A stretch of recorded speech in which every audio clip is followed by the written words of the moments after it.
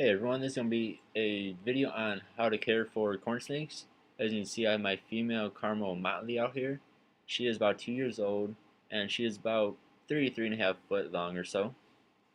Uh, and they do come in many different colors and morphs. Of course, you can just Google corn snake morphs or colors or whatever, and you'll get many different ones.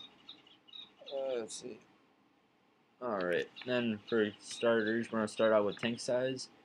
The minimum you need is a 20-gallon long, and bigger is better, of course. I personally use a 29-gallon tank, which is the same length as a 20-gallon long. It's just taller by quite a bit. This allows for more taller branches and stuff for them to climb on, which they do like to do every now and then. See, for as far as substrate, personally I use aspen shavings, which is good because it is non-toxic and it is dust-free and whatnot. Whereas you don't want to use pine or cedar just because they're not good for them. They have they just have bad toxic stuff in them that's not good. That can actually hurt your animals. So I don't recommend pine or cedar for any animals. Aspen's always best to go. It costs a bit more, but it's better for your animal. Otherwise, you can use like shredded newspaper or just normal newspaper, or you can use anything that's like that. So like paper towels, stuff like that. You just want to make sure that if you do use something that has a wording on it, that it is non-toxic to them. So like non-toxic ink newspaper. Otherwise, of course, you can hurt them.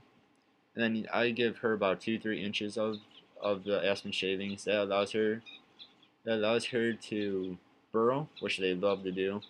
Most of the time during the day, she's either burrowed underneath her shavings or she is underneath her water bowl. As far as heat, their hot side should be around 85 or so, and their cool side should be in the mid 70s. Let's go back around my neck. I personally use a mini halogen dome and lamp, and then I use under tank heater, and that gets me pretty good on the hot side. It keeps around 85 or even a bit more most of the time. And then the cool side, you don't need to keep any heat or anything. At least not in here because it's always in the mid 70s in my apartment.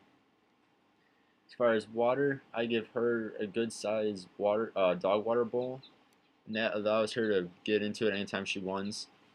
And you do want something, if they start to shed, you want to give them some water, some big enough for them to get into, such as like my dog water bowl is, otherwise like a bath or something like that. And if you do use bath, you don't want to keep it too hot or too cold. Otherwise, you can mist them down when they're shedding, and this will just help them shed better. Helps them get the shed off quicker too. All right. Let's see. Then humidity. They don't actually need much humidity. I keep her. It's around 20-30% or so. Only time they want a bit more humid, which is for like you can like mist them down, whatever. Like I just said, is for if they are shedding or something like that. I have a notes. That's why I keep looking down. For a top, I keep a metal string top on them. It's weighted down and it's nice and secure, so it's hard to get off for a snake. And then I also, just in case, use 2 heavy books on each side. That way she cannot push it off. They are very good at escaping, especially when they're young. They if they even find like the smallest of cracks to get through, they'll pretty much get right through it, or they can push off the lid. They'll be gone on you, and then you'll have to find a snake. As far as food, she right now, since she's 2 years old, I think I already mentioned that, and she's about 3.5 foot. I've been feeding her frozen thawed mice. She eats pretty much the biggest ones I can find for her, and she gobbles them down. Otherwise, she'll eat small rat pups right now. When they're babies, they should eat like pinky mice, and as they get bigger, upgrade the size of the food as well. And I feed her one mouse per week or so. Like I said, she eats frozen thawed. I've not actually tried live with her, but I'm sure she would eat it. Most corn snakes will eat either frozen thawed or live. Either one should work for them. Alright guys, well if you have any questions, you can put them down in the comments below, and I'll try to answer them for you. Thanks for watching, and have yourselves a good day. Goodbye.